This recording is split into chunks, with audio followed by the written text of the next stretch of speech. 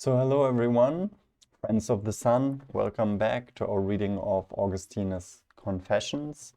What does he confess? Well, last time we saw that he mostly acknowledges that he is too small to really recognize God, or what he considers to be the creator of everything.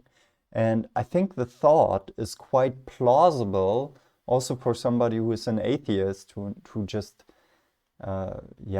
stands in front of nature and has this feeling of awe that everything is bigger than oneself.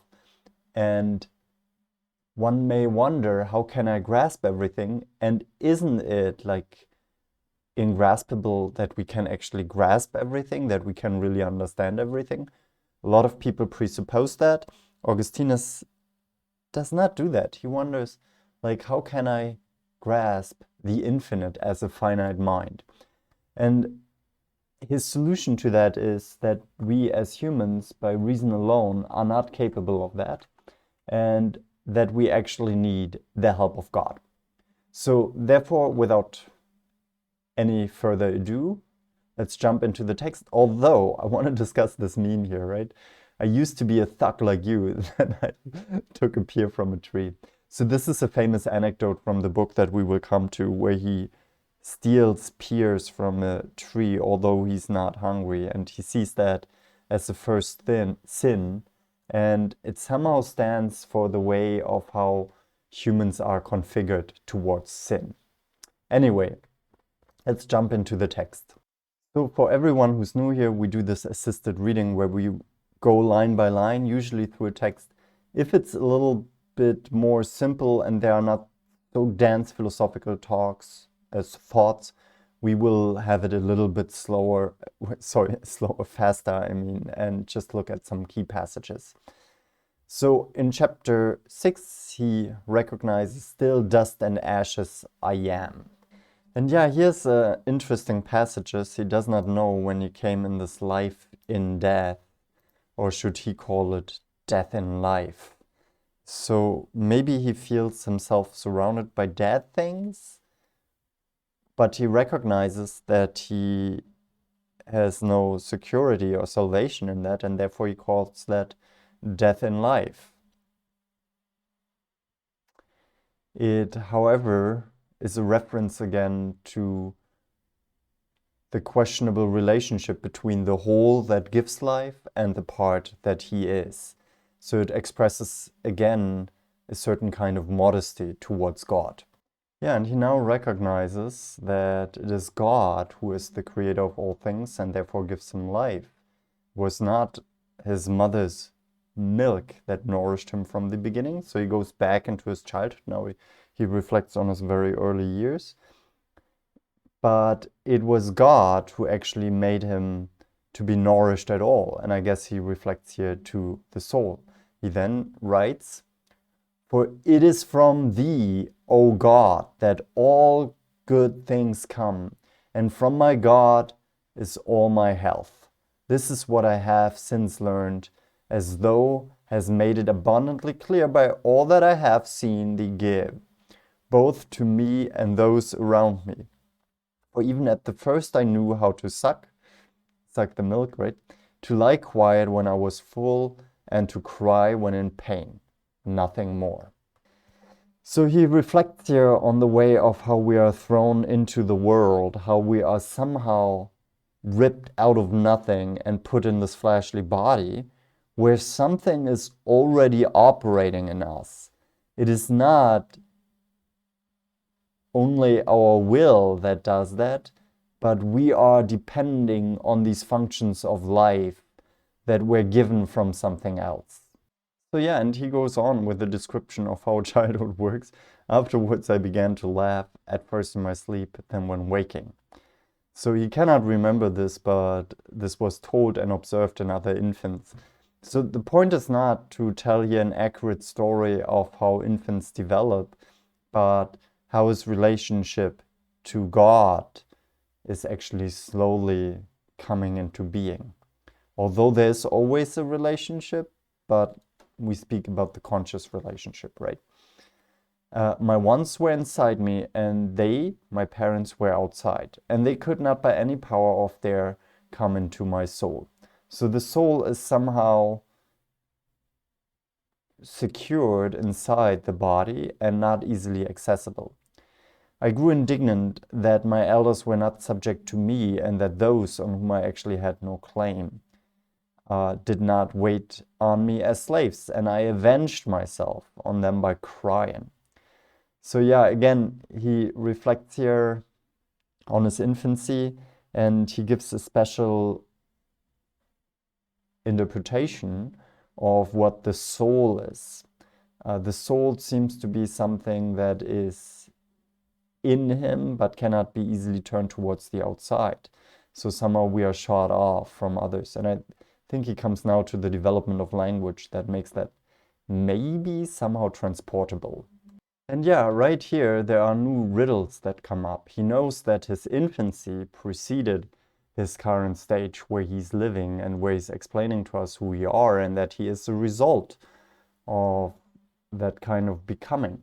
And he also sees that somehow he is biologically to a degree determined, and these determinations can be very well analyzed. I mean, we can look at the mother and the father, but there's also the question what he has been before he was in his body. And he says, "O God, tell me, O merciful one, in pity tell a pitiful creature whether my infancy followed yet an earlier age of my life that had already passed away before it.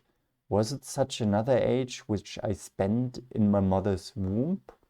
But what, O God, my joy period of life, was I indeed anywhere or anybody?"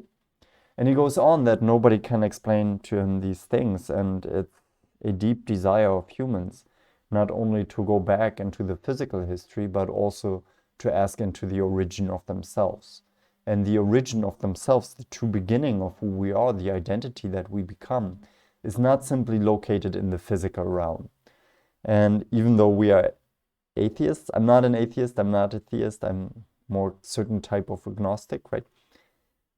So if we are agnostics, we cannot just like reject these questions. And the simple answer that the atheist usually gives, that everything is material, it sounds to me plausible in light of what many sciences say, but it's only plausible. And so in that sense, it's a possibility of a certain speculation.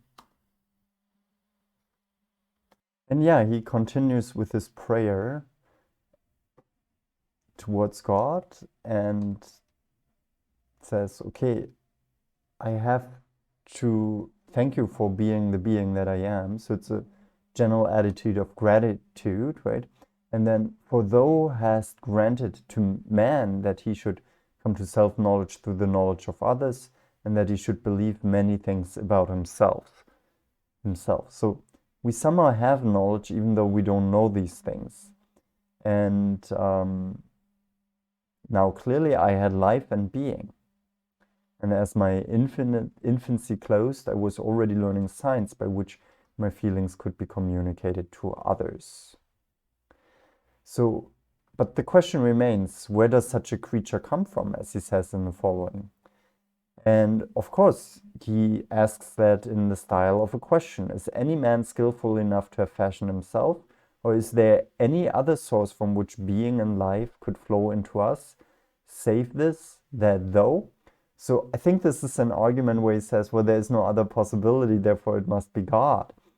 And he believes in God. But at the same time, he is very tolerant, because he also says, what is it to me if someone does not understand this, that everything must come from an eternal source, which must be God? Let him still rejoice and continue to ask, what is this?